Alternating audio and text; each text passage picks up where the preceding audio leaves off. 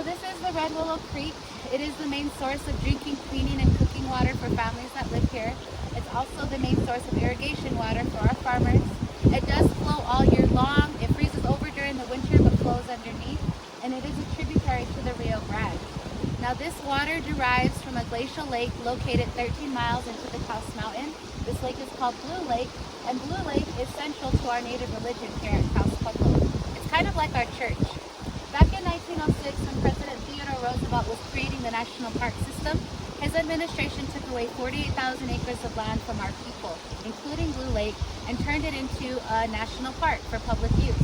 At that time, we were unable to hunt, fish, or even gather firewood inside of our lands without a permit from the federal government. Also, we have various sacred sites in the mountain that we were unable to use in privacy. And so this prompted our tribal leaders to engage in a legal battle against the federal government for our land back. So for over 50 years, our Taos Pueblo leaders traveled in and out of Washington, D.C.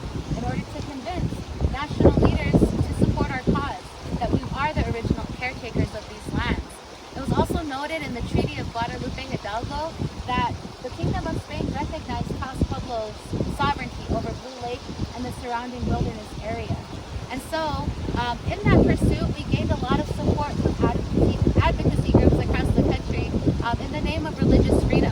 And in 1970, President Richard Nixon signed the Blue Lake Wilderness Act, which returned all 48,000 acres of land back to our people, including Blue Lake. And so that set a tribal precedent because at that time, no other tribal nation had ever received any land back from the federal government. So Taos Pueblo became known as the first tribal nation to do so. Now, Nixon did something good for us anyway.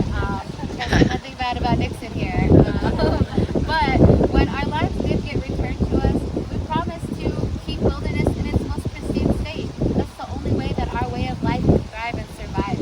And so as it stands today, Taos Pueblo owns a little more than 100,000 acres of land. This does include the entire Taos Mountain, the hills that you see behind the south side structure here. We also own land in and around the town of Taos that we've recently started to buy back. And we also own a huge tract of land out by the Gorge Ridge area where we reintroduced bighorn sheep about 20 years ago. And so we have a tribal entity, it's a government entity within our community. They are called the War Chief staff. The War Chief and his staff are a staff of 12 men. They're the ones who maintain all of our tribal lands and natural resources. So the War Chief and his staff, they're patrolling our borders at any given time throughout the year or day to make sure we don't have poachers or trespassers. They're the ones who maintain all of our ceremonial trails in our mountain. They're the ones who maintain our water situation here with our sandbags. They were here the other day just laying more sandbags down. So our War Chief staff, their job is 24/7. It is considered a high honor to be on the War Chief staff because it is our traditional form of government that was in structure prior to colonization. Now on the other end of things, we have our governor's staff. The governor and his staff is considered our primary leader for our community. So the governor and his staff, they take care of our church activities, all of our day-to-day activities within the village here.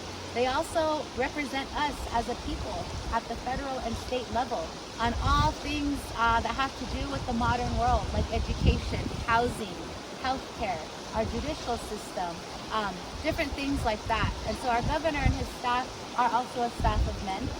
Our governor and our War Chief staff, they're the ones who basically pull together to run our community and to meet the needs of our people. They are chosen by our tribal council once a year. Our tribal council is a council of 40 to 50 elderly men who have been past leaders. So we are a patriarchal society here at Taos Pueblo. That's all I'll say about that today. But our government style has been recognized not only by the Kingdom of Spain in the form of leadership canes. King Philip in the 1600s gifted our Pueblo and communities, recognizing our sovereignty over our people and our way of life with leadership canes, but also by President Abraham Lincoln in the 1860s, who also gifted our people leadership canes, recognizing our sovereignty over our ancestral lands. And so, these leadership canes are carried by our tribal government all throughout the year. So our governor has one in his home, our war chief, and all of the workers that are under him. It is considered a high honor, like I said. So our motto is that our tribal leaders, their first job is the people of the land. And it is a huge sacrifice. So we are seeing a lot of community shift though in terms of women leadership, and so we'll see if it happens in my lifetime. And so our here, like I said, is going to be the epicenter of tribal and traditional life. There is a certain boundary where we cannot cross in order to integrate any type of modern things. So all around the village area, you'll see the village wall. It used to be about 10 feet high at some point to protect us from raiding tribes. However, now it serves as a cultural boundary between what's allowed inside the wall and what we allow beyond the wall. Now, outside of the wall, you saw some of these more modern homes. They have, satellites on top of their houses, or we can have hot tubs if we want them. But beyond the wall is where we continue our modern life, right, as Pueblo people. And so outside of the wall, we have modern programming like our tribal police station. We have a clinic. We have a tribal school where they teach K through 8th grade. After 8th grade, we all go to the town of Taos for high school. We also have various programs across the spectrum. So for example, we have a Tiwa language program. Tiwa is the language that we speak here at my home. We speak the northern dialect of Tiwa.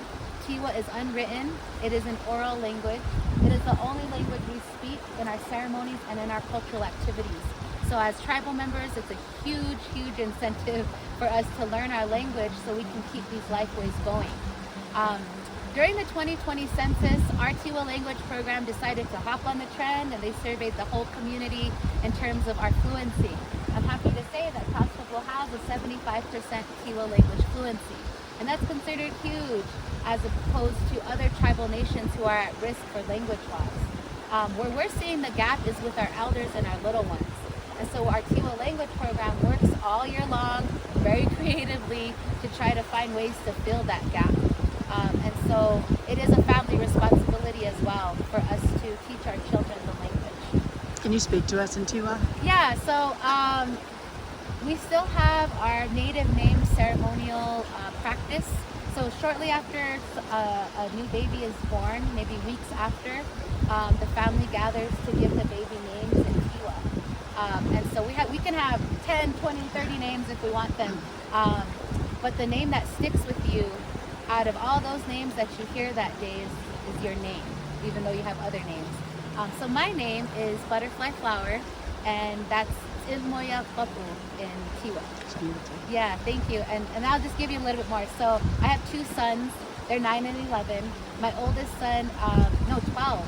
Oh sorry. It does. Wait, and boys. They're both boys. Anyways. And so my oldest son, his name given to him by his grandpa is Alphatapena. Alphata'u is the stars. And then Bena or Bana is the deer. So his name is Star Deer. Alphatapena. And then my youngest son is Tiu Daka. So Tiona means eagle. Daka is hawk.